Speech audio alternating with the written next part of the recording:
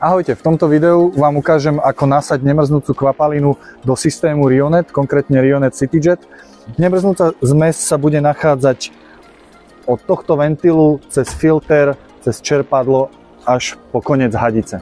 V nádrži nemrznúca nebude, môžete si ju tam doplniť sami, ak chcete, odporúčame aj tam nasať trošku, ale hlavne teraz ideme nasať do toho systému tak, aby sme vedeli tú kvapalinu recyklovať, tak poďme na to. Prvé, čo spravíme, zoberieme si túto hadicu, ktorú dostanete k novému stroju. Vložíme ju do nemrznúcej zmesi.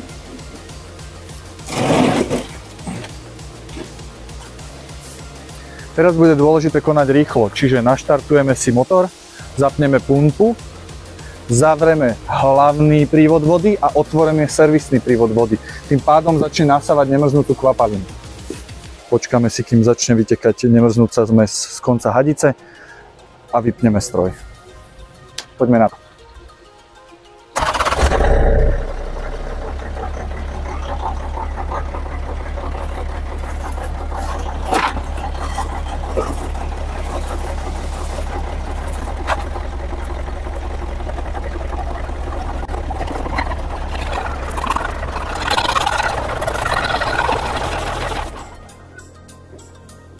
Čiže nemrznúcu kvapalinu máme nasatú v systéme, zatvárame servisný ventil, vyťahneme pomaly hadicu, aby sme nespravili neporiadok. Nádrži si môžeme doliať určité množstvo nemrznúcej kvapaliny. Odporúčame to vždycky robiť, keď vieme, že bude mrznúť, takto si to viete nasať po konci práce a pred začiatkom práce si ju vlastne vyčerpáte naspäť do bandasky, ako uvidíte v kroku číslo 2.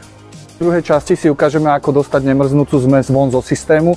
Nemrzku nevylievame do kanála, recyklujeme ju, dávame si ju naspäť do bandasky. 25 litrová bandaska vydrží aj celú zimu. Ideme na to. Čiže prvá vec je vyťahnuť si hadicu, otvoriť si hlavný ventil. Samozrejme, v nádrži už musíme mať čistú vodu, lebo funguje to tak, že tá čistá voda vytlačí tú nemrznúcu zmes zo systému von. Čiže musíme mať to médium nádrži, aby to tlačilo. Naštartujeme stroj a hneď zapneme pumpu. Sledujeme hadicu, kým nám odtiaľ vyteká modrá kvapalina, alebo kvapalina, ktorú máte, ružová je na vás, ako použijete nemrzku. Čiže sledujeme, kým netečie čistá voda. Keď čistá voda začne tiecť, vypíname čerpadlo a nemrzku máme vonku. Ideme si to predviesť.